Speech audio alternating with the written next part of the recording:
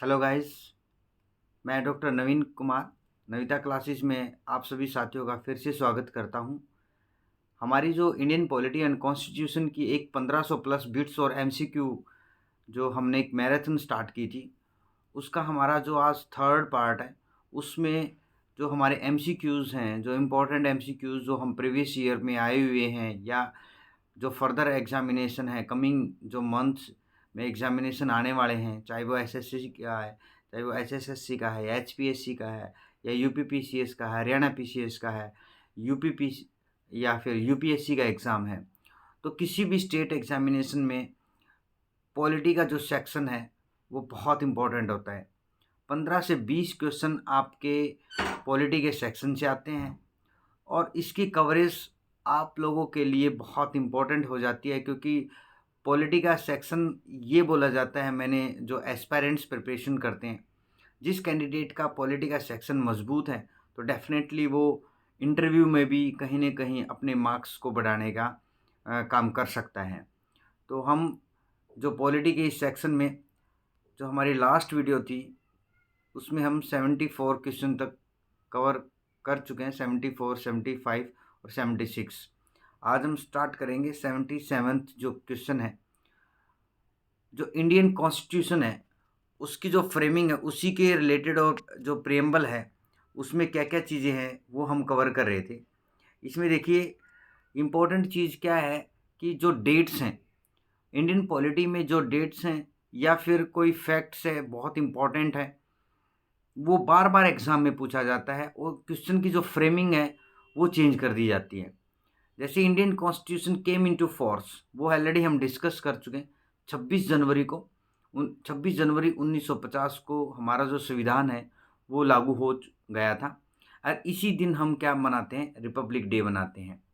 ठीक है, 26 जनवरी 1950 को लागू हुआ था, इन फोर्स में था, इनटू फोर्स। और हमने जो अडॉप्ट किया था, जो हमने अपनाया था अपने संविधान को, वो 26 नवंबर 1949 को था। ये ऑलरेडी हम डिस्कस कर चुके हैं। बार बार एग्जाम में इसी तरीके से घुमा फिरा के क्वेश्चन की फ्रेमिंग होती है। अब देखिए जो 78th क्वेश्चन है, January 26 was selected as a date for inauguration of constitution because, जो 26 जनवरी का जो दिन था वो क्यों सेलेक्ट किया गया था, ठीक है ना, इनॉग्रेशन के लिए संविधान के, क्योंकि देखो Congress has observe it as independence day in 1930। 1930 का जो कांग्रेस का सेशन था उसमें वो जो कांग्रेस थी वो ऑलरेडी इसको क्या इंडिपेंडेंस डे घोषित कर चुकी थी 26 जनवरी को। 26 नवंबर 1900 जो 49 है, is a significant day in our constitutional history, क्योंकि हमने संविधान को उस दिन क्या किया था, अडॉप्ट किया था। बार बार यही इसी तरीके से फ्रेमिंग हो रही है, तो आप इन चीज़ों का ध्यान दें। उसके बाद जो नेक्स्ट क्वेश्चन है इसी इसमें, which of the following exercise most profoundly influence in Indian constitution, जो हमारे संविधान है किससे ज़्यादा इन्फ्लुएंस हुआ है, या हमारे संविधान में जो भी प्रावधान लिए हैं हमने, प्रोविजंस हैं, वो हमने कहाँ से लिए हैं। वो लिए हैं गवर्नमेंट ऑफ इंडिया एक्ट 1935। 1935 का जो गवर्नमेंट ऑफ इंडिया एक्ट है उससे हमने हमारे बहुत सारे प्रावधान लिए हैं संविधान के। ये बहुत इंपॉर्टेंट एक्ट है बच्चे, इसको एक बार आप देख ले, गवर्नमेंट ऑफ इंडिया एक्ट 1935 को। इसके जितने भी प्रोविजंस हैं वो आपके किसी न किसी एग्ज़ाम में ज़रूर पूछे जाते हैं, और इसके जो प्रावधान हैं वो हमारे संविधान ने जो हमारा संविधान है और जो हमारे संविधान के निर्माता हैं उन्होंने बहुत सारी चीज़ें हमारे संविधान में से अडॉप्ट की हैं। पार्लियामेंट्री सिस्टम जो हमारी गवर्नमेंट का है वो किसके पैटर्न पे बेस्ड है, वो हमने कहाँ से लिया है, वो हमने ब्रिटेन से लिया है। वो ऑलरेडी मैं एक्सप्लेन कर चुका हूँ, आप प्रीवियस वीडियो जाके देखिए पार्ट 2, उसमें देखें कि आप जो पार्लियामेंट्री सिस्टम है उसके बारे में, क्योंकि हमारा जो इंडिया था वो ब्रिटिश राज कॉलोनियल इरा में जितना भी टाइम रहा है 1600 ईस्वी से लेके जो 1940 जो 7 है वहाँ तक, हम वहाँ पे बहुत सारे चेंजेस आए हैं।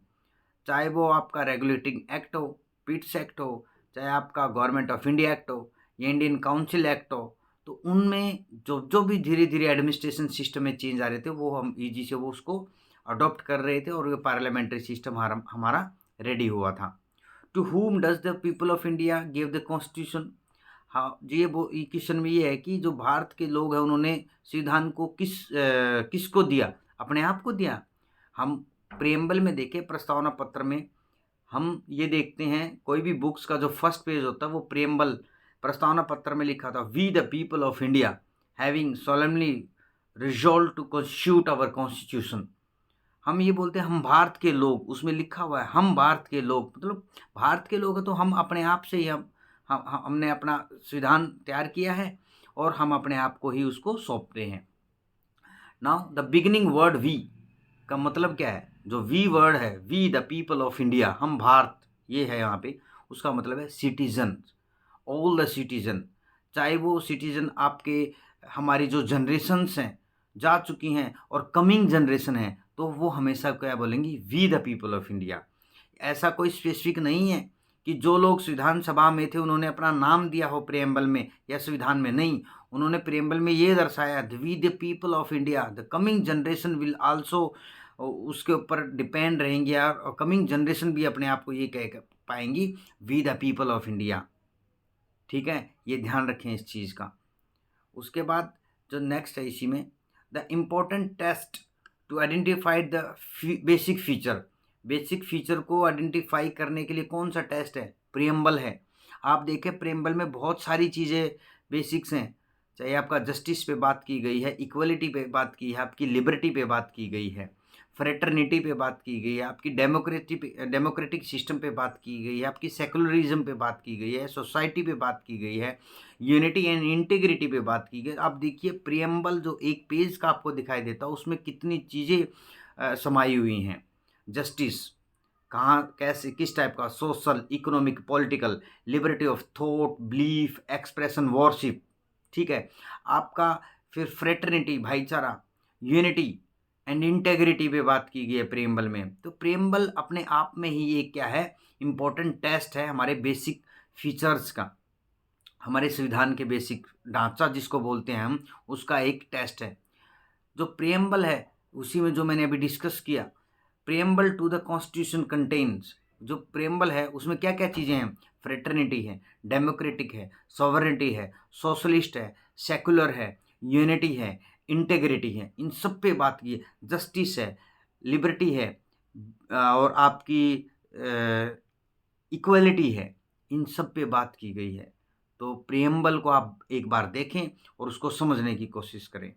प्रस्तावना पत्र जिसको हम बोलते हैं, India is a sovereign socialist secular democratic Republic. ये क्या शो करता है? ये कहाँ पे दिखाया गया है? ये सारी चीज़ें, सॉवरेन भी है उसमें, सोशलिस्ट भी है, सेकुलर भी है, डेमोक्रेटिक भी है, रिपब्लिक भी है, ये सारा प्रियम्बल में दिखाया गया है। उसको समझने की कोशिश करें।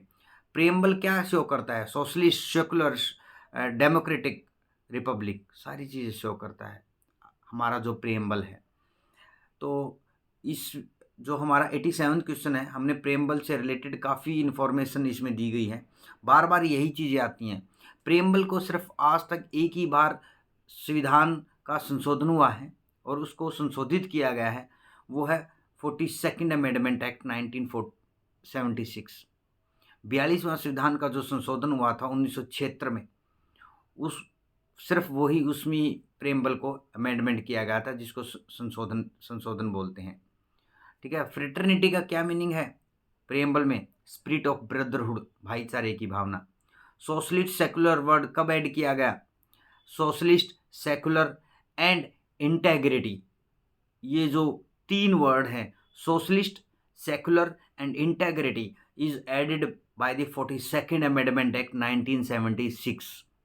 जो 42वां संविधान का संशोधन है उसको मिनी कॉन्स्टिट्यूशन बोलते हैं, संविधान का छोटा पार्ट बोलते हैं, क्योंकि उसमें बहुत सारी चीज़ों का क्या किया गया? संशोधन किया गया और बहुत ज़्यादा संशोधित किया गया। और पहली जो हमारा प्रेम्बल था उसमें पहली बार संशोधन किया गया और उसमें ये वर्ड ऐड किए गए, सोशलिस्ट, सेकुलर एंड इंटेग्रिटी। याद रखना इस चीज़ को। उसके बाद इम्पोर्टेंट इसमें क्या है?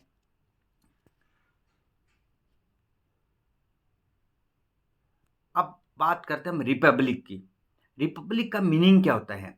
रिपब्लिक का मीनिंग क्या है? India is a republic country. Means our head is a not a hereditary head, just a crown, just like Britain. Britain में जो हेड होता है, जो क्राउन है, वो हेरिडिटरी हेड हैं। एलिजाबेथ, उसकी फैमिली और नाउ जो उनके कमिंग जनरेशन है, वही क्या रहेंगे, उनके क्राउन रहेंगे या हेड रहेंगे। लेकिन इंडिया में जो हेड हैं, that is the president of India, वो इलेक्टेड हेड हैं और वो लिमिटेड टाइम 5 ईयर के लिए इलेक्ट होते हैं। तो इसलिए भारत को रिपब्लिक कहा जाता है। The head of the state is elected and functionary for the fix term, fix time के लिए उनको इलेक्ट किया जाता है।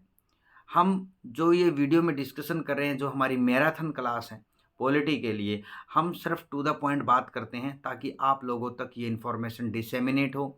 हम जो नविता क्लासेस आप लोगों के लिए फ्री ऑफ कॉस्ट ये लेक्चर जो हम डिलीवर कर रहे हैं, यहाँ पे कोई आप लोगों के लिए पैसे का या कोई भी हम बैच या कोई डिस्कशन नहीं करते इस तरीके का। बच्चे ज़्यादा से ज़्यादा आप इन्फॉर्मेशन गेन कीजिए, एग्जामिनेशन की तैयारी कीजिए ताकि आप लोग सक्सेस हों। The preamble to the constitution is borrowed. हमने कहाँ से लिया प्रियम्बल को? ऑब्जेक्टिव रिजोल्यूशन जो जवाहरलाल नेहरू जी के द्वारा चलाया था, ऑब्जेक्टिव रिजोल्यूशन लेके आए थे, वहीं से प्रियम्बल का हमने लिया है। अब क्या है, ऑब्जेक्टिव रिजोल्यूशन क्या है, उसमें डेमोक्रेटिक की बात की गई है, ठीक है, इसलिए प्रियम्बल में भी हम डेमोक्रेटिक की बात करते हैं। उसके बाद अडल्ट फ्रेंचाइजीज का मीनिंग जो है, adult franchises show that the India is a what type of country. यहाँ पे देखिए, जो हमें इलेक्शन के दौरान जो हमें अधिकार दिया जाता है वोट डालने का, उसको बोलते हैं यूनिवर्सल अडल्ट फ्रेंचाइजेज, ठीक है। हम वोट का हमारे पास अधिकार है, तो ये क्या शो करता है, India is a democratic country. Demo means public, ठीक है। हम या ऐसे बोला जाता है, अब्राहम लिंकन ने भी बोला है, डेमोक्रेसी का मतलब क्या होता है, for the people by the people. ये याद रखें इसे। इसलिए the preamble we propose, who propose the preamble before drafting committee, Jawaharlal Nehru ji ने किया था प्रपोज प्रियम्बल को, क्योंकि ऑब्जेक्टिव रेजोल्यूशन में काफ़ी चीज़ें एक्सप्लेन की। Preamble of our constitution, we the people of India in our constituent assembly adopt, enact and give to us. ये लाइन यूज की गई है प्रियम्बल में, ठीक है। नेक्स्ट इसमें जो है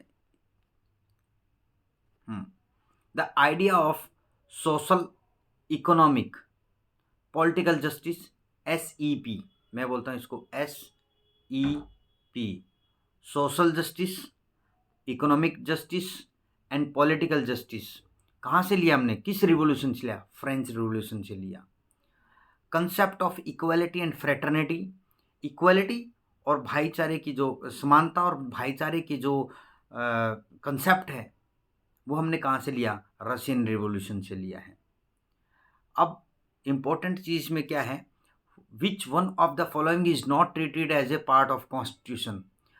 इनमें से कौन सा ऐसा है, ये जो क्वेश्चन था MCQ, या हम ये बोल सकते हैं जो हमारे संविधान का पार्ट नहीं था पहले से, वो है फंडामेंटल ड्यूटी। फंडामेंटल ड्यूटीज को बाद में ऐड किया गया है, इसलिए हमारे पार्ट का संविधान, जो हमारा संविधान है उसका पार्ट ये नहीं था पहले, ठीक है। फंडामेंटल राइट्स था, DPSPs पहले से है, लेकिन फंडामेंटल ड्यूटी को 42वें संविधान के संशोधन के तहत 1976 में जो था तब ऐड किया गया था, ठीक है। उसके बाद यहाँ पे आता है कि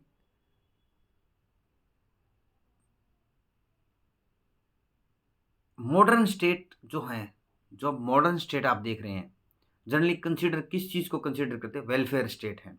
नाउ जो भी मॉडर्न स्टेट है या मॉडर्न जो कंट्री आपको दिख रही है, वो वेलफेयर कंट्री है या वेलफेयर स्टेट है। अब कॉन्स्टिट्यूशन ऑफ इंडिया, हमारे संविधान में सिंगल सिटीजनशिप है। आप देखिए स्टेट में भी और यूनियन में भी या पूरे देश के उस पर आप देखिए सिर्फ एक ही सिटीजन है। हम ये बोलते हैं मैं भारत का नागरिक, हम कभी ये नहीं बोलते मैं हरियाणा का नागरिक या पंजाब का नागरिक, नहीं, हम भारत के नागरिक, तो इसलिए सिंगल सिटीजनशिप है। उसके बाद नेक्स्ट क्वेश्चन है जो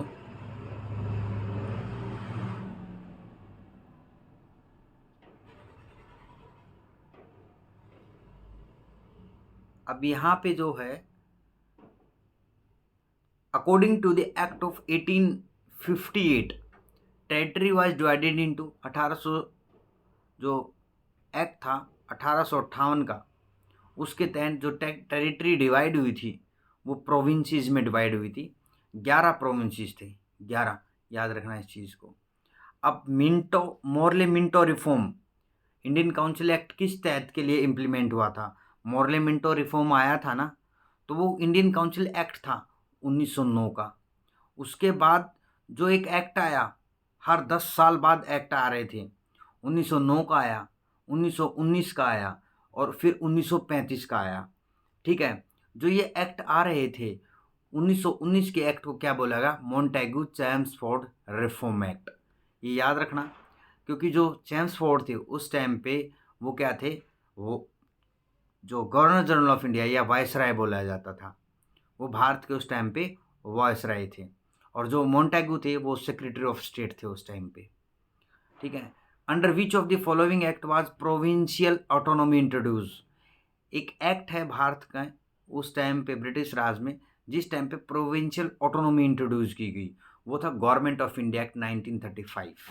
ठीक है, इसमें प्रोविंशियल ऑटोनॉमी दे दी गई थी, प्रोविंसेस को ऑटोनॉमी दे दी गई थी, मतलब फ्रीडम दे दी गई थी कि काफ़ी जो एरिया है, फाइनेंशियल का एरिया है, या आप माने जो लेजिस्लेचर या लॉ बनाने से रिलेटेड है, तो वो प्रोविंसेस जो थे उनको ऑटोनॉमी दे दी गई थी कि आप इस पर काम कीजिए। अब कॉन्स्टिट्यूशन, ये क्वेश्चन हम बार बार डिस्कस कर चुके हैं। जो संविधान सभा का गठन हुआ था वो किस प्लान के तहत हुआ था? Cabinet mission plan. देखिए एक क्वेश्चन कितनी बार आ चुका है, मतलब बहुत सारे एग्जाम है जिनमें ये रिपीट हो चुका है ये question. Cabinet mission plan 1946। Which party was not associated with constituent assembly? देखिए कॉन्स्टिट्यूएंट असेंबली के साथ कौन सी ऐसी पार्टी थी जो जिसमें नहीं आई थी या शामिल नहीं हुई थी? वो थी कम्युनिस्ट पार्टी। मुस्लिम लीग भी ऐड हुई थी। ठीक है, पहले सेशन में मुस्लिम लीग ऐड नहीं हुई। ठीक है, क्योंकि जो 9 दिसंबर को फर्स्ट जो मीटिंग हुई थी संविधान सभा की, उसमें मुस्लिम लीग नहीं थी। उसके बाद मुस्लिम लीग ने आना स्टार्ट किया। कम्युनिस्ट पार्टी ने from the first day he reject कर दिया था कॉन्स्टिट्यूएंट असेंबली के बारे में। ठीक है, Republic of India established by the constitution. Republic का मतलब क्या शो करता है?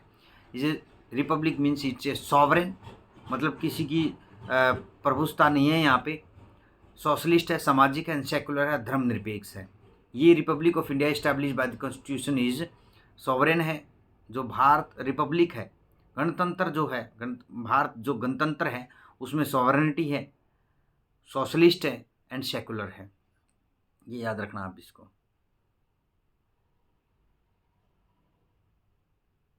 आओ, यहाँ से बहुत इंपॉर्टेंट क्वेश्चन आते हैं।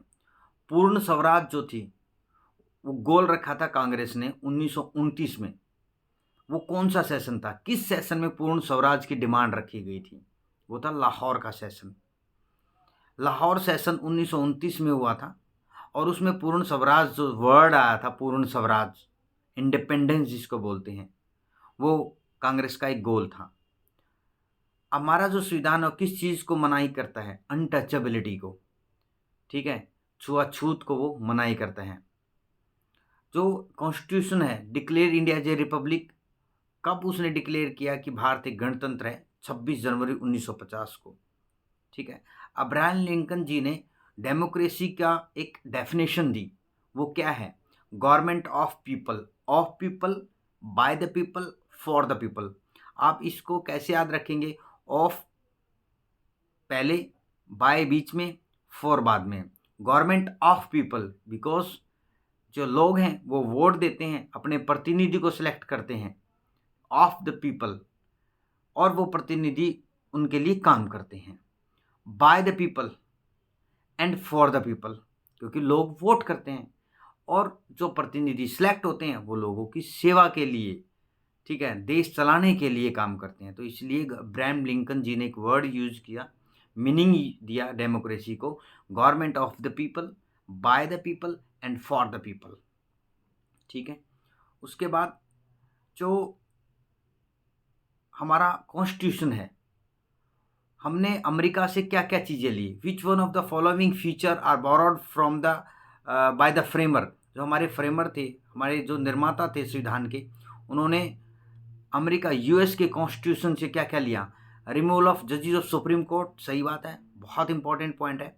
जो हमारे सुप्रीम कोर्ट के जजेस होते हैं उनको कैसे रिमूव किया जाए, इम्पीचमेंट का जो प्रोसेस है कैसे किया जाए, जुडिशियल रिव्यू वो भी यूएस कॉन्स्टिट्यूशन से लिया है, फंडामेंटल राइट वो भी यूएस कॉन्स्टिट्यूशन से लिया है। अमेरिका का जो संविधान है उनसे 3 इंपॉर्टेंट चीज़ें यहाँ पे हैं, रिमूवल ऑफ जजेस of the supreme court, judicial review and fundamental right. अब देखिए जो 150 क्वेश्चन है, 150 ideal of liberty, equality and fraternity, LEF बोलता हूँ मैं इसको निमोनिक की फॉर्म में, LEF, left, liberty, equality and fraternity, ये 3 वर्ड हमारे जो प्रियम्बल है उसमें निहित है, एंश्राइंड है, ठीक है। वो हमने कहाँ से अडॉप्ट किया और किससे हमने इंस्पायर होके उनको प्रियम्बल में ऐड किया? वो थे फ्रेंच रिवॉल्यूशन। फ्रेंच रिवॉल्यूशन में 3 वर्ड ही बहुत इंपॉर्टेंट थे, लिबर्टी, इक्वालिटी एंड फ्रेटर्निटी। याद रखना इस चीज़ को बच्चे। जो हम ज़्यादा जोर दे के डिस्कस कर रहे हैं वो ये समझना कि बहुत इंपॉर्टेंट है। अब question number 154, 2 person who played the vital role in the integration of princely state. जो प्रिंसली स्टेट थे, रजवाड़े थे जिनको बोलते हैं, उनको इकट्ठा करने का काम, हम एक आदमी का नाम सुनते हैं, कई बार आपके MCQ में भी आ जाता है ये, सरदार पटेल और VP मेनन जी ने ये काम किया था। 562 से सुनने में आया कि 562 रजवाड़ों को ऐड करने का काम किया था भारत में, ठीक है। हमारा जो देश था वो लिंग्विस्टिक बेसिस पे, the state are reorganised on linguistic basis, एक कमीशन बनाया गया था, ठीक है ना, स्टेट को रीऑर्गेनाइज करने के लिए। और 1956 में पहला लिंग्विस्टिक बेसिस पे एक स्टेट का डिवीजन हुआ था। Which state enjoy the distinction of being first linguistic state? देखिए इसी लाइन में आकर नेक्स्ट में, पहला ऐसा कौन सा राज्य है जो भाषा के आधार पे वो अलग हो गया था, मतलब अलग इन द सेंस उसको एक नाम दिया गया था या उसको ये बोला गया था कि हम इसको भाषा के आधार पे इसको अलग से रखेंगे, दैट इज आंध्र प्रदेश, ठीक है। इंडियन फेडरल सिस्टम जो संघवाद है, फेडरल सिस्टम है, ये जो मॉडल है हमने कहाँ से लिया? ये कनाडा से लिया, याद रखना, ठीक है। उसके बाद नेक्स्ट, जो India is known as parliamentary democracy. Parliamentary democracy हम क्यों बोलते हैं? भारत एक पार्लियामेंट्री है, संसदीय जो डेमोक्रेटिक सिस्टम है वो क्या है? क्योंकि एग्जीक्यूटिव्स जो हैं is responsible to the parliament. Executives जो हैं वो पार्लियामेंट से जो है सिस्टम है उसमें रिस्पॉन्सिबल हैं। एग्जीक्यूटिव्स अलग होते हैं, लेजिस्लेचर अलग होते हैं, क्योंकि देखिए लेजिस्लेचर कानून को बनाते हैं, लॉ को बनाते हैं, एग्जीक्यूटिव्स इम्प्लीमेंट करते हैं, और जुडिशरी कोई भी कानून या लॉ है उसके ऊपर देख रेख करता है कि कहीं कानून किसी नागरिक के जो फंडामेंटल राइट है, मौलिक अधिकार है, उनका हनन तो नहीं कर रहा। तो डेफिनेटली ये तीनों अंग जो हैं वो अलग इंडिपेंडेंट काम करते हैं, अलग अलग काम करते हैं, एक दूसरे के काम में वो दखल अंदाजी नहीं करते, ठीक है। उसके बाद in which case did the Supreme Court hold that the preamble was, पहले क्या था? एक ऐसा केस था जिसमें ये बोला गया था कि preamble is not a part of constitution, हमारे संविधान का प्रेम्बल भाग ही नहीं है। तो वो था बेरूबारी केस। जो बेरूबारी केस था उसमें ये बोल दिया गया था कि प्रेम्बल जो प्रस्तावना पत्र हमारे संविधान का भाग ही नहीं है, पार्ट ही नहीं है। लेकिन उसके बाद 1971 के अंदर केशवानंद भारती केस आता है, वो बोलता है कि no, preamble is a part of our constitution. Preamble जो है हमारे संविधान का एक पार्ट है, याद रखना इस चीज़ को। बेरूबारी ने मना कर दिया था और लेकिन केशवानंद भारती ने उसको यस कह दिया था कि preamble is a part of our constitution, हम उसको अलग नहीं कर सकते, ठीक है ना। उसके बाद 9th जो शेड्यूल है, अनुसूची जिसको बोला जाता है, 9वीं जो अनुसूची है, वो पहला जो संविधान का संशोधन हुआ था उसमें ऐड की गई थी, ये याद रखना, was added to the constitution by the first amendment act, ठीक है। उसके बाद which schedule contain the boundary of the states in union territory, जो कौन सा ऐसा शेड्यूल है जो बाउंड्री ऑफ स्टेट और यूनियन टेरिटरी के बारे में डिस्कस करता है? जो फर्स्ट शेड्यूल है वही बात करता है यूनियन टेरिटरी और स्टेट की बाउंड्री के बारे में।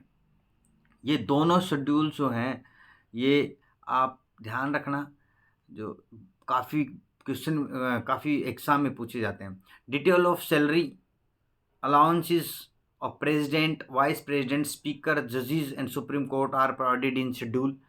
किस शेड्यूल्स में, अनुसूची में सैलरी और अलाउंस किसके, प्रेसिडेंट के, वाइस प्रेसिडेंट के, स्पीकर के, जजेस के, सुप्रीम कोर्ट के जो जजेस हैं उनके जो सैलरी और अलाउंसेस है, कौन सा शेड्यूल बात करता है, सेकेंड शेड्यूल बात करना है।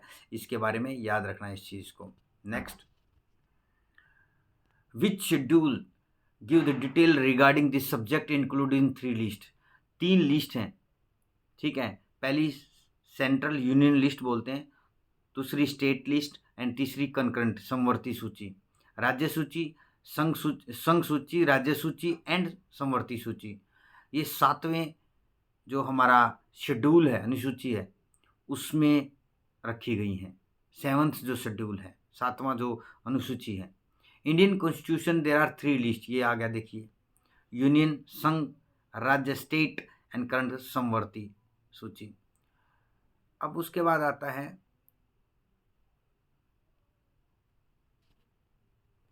नेक्स्ट,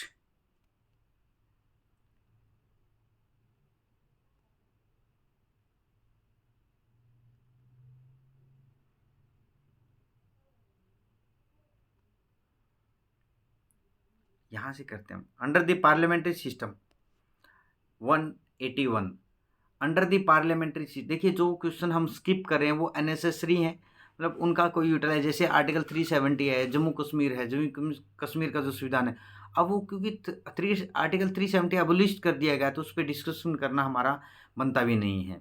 और जम्मू कश्मीर के बारे में जितना भी यहाँ पे इस क्वेश्चन फ्रेमिंग की गई है, तो डेफिनेटली ये अब जो आने वाली एग्जामिनेशन उसमें नहीं आने की कोई चांसेज नहीं है।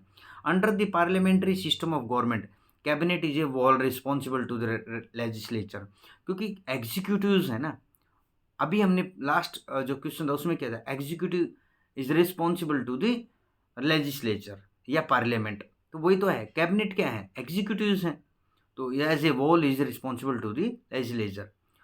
Who is authorise to initiate a bill for constitutional amendment, देखिए कॉन्स्टिट्यूशनल जो अमेंडमेंट होता है, संविधान का संशोधन है, कोई भी ला सकता है, राज्यसभा भी ला सकती है, लोकसभा भी ला सकती है, उसमें कोई डिफरेंस नहीं है। लेकिन एक ही एक्सेप्शन है, याद रखना इस चीज़ को, मनी बिल जो है वो सिर्फ और सिर्फ लोकसभा ला सकती है, ये याद रखना इस चीज़ को, मनी बिल, क्योंकि जब तक स्पीकर की उस पर मोहर नहीं लगती, स्पीकर ही डिसाइड करते हैं लोकसभा के कि ये मनी बिल है या नहीं है। जब उन्होंने ये लिख दिया कि ये मनी बिल है, मोहर लगा दी, स्टैंप लगा दी, तो डेफिनेटली वो मनी बिल होगा और लोकसभा में ही आएगा, ध्यान रखना। तो कॉन्स्टिट्यूशनल जो अमेंडमेंट है, हमें संविधान का संशोधन करना, वो किसी भी सदन में आ सकता है, वो राज्यसभा में भी आ सकता है, वो लोकसभा में भी आ सकता है, उसमें कोई डिफरेंस, क्योंकि हमने उस बिल को लेके आना है, तो राज्यसभा के पास भी वही है, वो लेके आ सकती है, और लोकसभा के पास भी लेके आ सकती है, लोकसभा भी ला सकती है उसको। उसके बाद the power of parliament to amend the constitution, जो पार्लियामेंट की जो पावर है वो क्या है, वो पावर अमेंड, वो एडिशन कर सकती है, वेरिएशन कर सकती है, रिपील कर सकती है किसी भी भाग को, किसी भी पार्ट को संविधान के, ये पार्लियामेंट के पास पावर है। क्योंकि पार्लियामेंट की 3 इम्पोर्टेंट चीज़ें हैं, पार्लियामेंट में 3 इम्पोर्टेंट है। पार्लियामेंट में सबसे पहले प्रेसिडेंट आते हैं, फिर लोकसभा है, फिर राज्यसभा है, तो 3 पार्ट होते हैं पार्लियामेंट के। गवर्नमेंट के 3 अंग होते हैं, पहले पे आपका एग्जीक्यूटिव, लेजिस्लेचर, या फिर आप लेजिस्लेचर ले सकते हैं, लेजिस्लेचर, एग्जीक्यूटिव्स एंड जुडिशरी, ठीक है ना, ये इंपॉर्टेंट चीज़ आप याद रखना। उसके बाद आर्टिकल के बारे में बात करते हैं। Which article empower the parliament to the amend the constitution, कौन सा ऐसा अनुच्छेद है जो संसद को पावर देता है, एम्पावर करता है कि वो संविधान का संशोधन कर सके, वो आर्टिकल है, अनुच्छेद है 368, 368वां संविधान का जो अनुच्छेद है वो ये संविधान के संशोधन के बारे में बात करता है। 9th शेड्यूल, 9वीं अनुसूची जो है, एडिड बाय दी, वो है पहले ही आ चुका है, ये संविधान का जो पहला संशोधन था, फर्स्ट कॉन्स्टिट्यूशनल अमेंडमेंट था, वो 9th शेड्यूल उसमें ऐड हुआ था। 10th शेड्यूल किसके बारे में बात करता है? 10वां जो अनुसूची है वो बात करती है, आपने ये सुना भी होगा, regarding the disqualification on ground of defection, anti defection law. दल बदल का जो मामला होता है, एंटी डिफेक्शन लॉ बोलते हैं उसको, ताकि वो दल बदल का मामला ज़्यादा ना हो और सरकारें मजबूत हों और स्टेबल गवर्नमेंट की फॉर्मेशन हो। ये 10th जो अनुसूची है, शेड्यूल है, वो इसके बारे में बात करता है, एंटी डिफेक्शन लॉ जिसको बोलते हैं। Mahatma Gandhi was the first, जो महात्मा गांधी के बारे में बोला था पहले जिन्होंने कि he is a father of nation या referred as a father of nation, वो थे सुभाष चंद्र बोस। कहीं ना कहीं सुभाष चंद्र बोस और महात्मा गांधी की जो आइडियोलॉजी थी वो डिफरेंट थी, लेकिन पहले इंसान थे जिन्होंने महात्मा गांधी जी को फादर ऑफ नेशन बोला था। जय हिंद जो नेशनल स्लोगन है, नेशनल स्लोगन है, वो किसने कॉइन किया था? सुभाष चंद्र बोस जी ने। संविधान का फ्रेम किसने किया था? फ्रेमिंग संविधान का, वो बी.आर. अम्बेडकर जी ने। नेक्स्ट हमारा ये है आपका महात्मा गांधी, यहाँ से इम्पोर्टेंट है। फर्स्ट वॉर ऑफ इंडिपेंडेंस जो थी took place in the year, in which year did the sepoy mutiny India first freedom struggle. ये बोला गया था भारत की जो पहली फ्रीडम स्ट्रगल थी वो कब लड़ी गई थी? 1857 में लड़ी गई थी। वी.डी. सावरकर जी ने बोला था ये India first freedom struggle. Mahatma Gandhi 199th question जो है, महात्मा गांधी जो आज एडिटर, महात्मा गांधी किसके एडिटर थे? यंग इंडिया के एडिटर थे। 200वां जो क्वेश्चन है आज का, लास्ट क्वेश्चन है इस वीडियो का, who was not a member of constituent assembly, जो हमारी संविधान सभा थी उसके मेंबर कौन नहीं थे? आप याद रखना, संविधान सभा के कभी भी मेंबर नहीं रहे महात्मा गांधी जी, ठीक है? क्योंकि महात्मा गांधी जी ने जब संविधान सभा का गठन हुआ था उस टाइम पे तो वो राजनीति से दूर हो गए थे, तो महात्मा गांधी कभी भी संविधान सभा के मेंबर ही नहीं थे। दूसरा, एक क्वेश्चन आता है बार बार कि ऐसा कौन सा सेशन है जिसमें first and last time Mahatma Gandhi ji ने प्रेसिडेंसी की थी, जो इंडियन नेशनल कांग्रेस का जो सेशन है। 1924 का जो सेशन था, 1924 का जो सेशन था कर्नाटका का, वहाँ पे महात्मा गांधी जी ने प्रेसिडेंसी की थी। उसके पहले और उसके बाद कभी भी प्रेसिडेंसी नहीं की। नविता क्लासेस में आज हमने 200 क्वेश्चन तक, 200 क्वेश्चन तक इस वीडियो में कवर किए। आप लोगों के लिए हम इसी तरीके से पॉजिटिव एनर्जी के साथ वीडियो लाते रहेंगे, अच्छे टॉपिक्स पे डिस्कस करते रहेंगे, आपके कंसेप्ट क्लियर हों, और क्वेश्चन जो एमसीक्यू की फॉर्मेट में हम कवर करवा रहे हैं वो इसी तरीके से आपको एक स्टोरी की तरह हम आप लोगों के जो प्रिपरेशन है उसमें एक यादगार, उसमें आप इसको याद रखें, एक स्टोरी की फॉर्मेट में आप इसको सुनते जाएं और देखते जाएं। वीडियो के अंत तक बने रहने के लिए आप सभी एस्पिरेंट्स का धन्यवाद। आशा करता हूँ इसी तरीके से आप वीडियो की जो आप लोग अच्छी like and share and subscribe कर रहे हैं, ऐसे ही करते रहें। मैक्सिमम से maximum like, share and subscribe करें। Thank you all.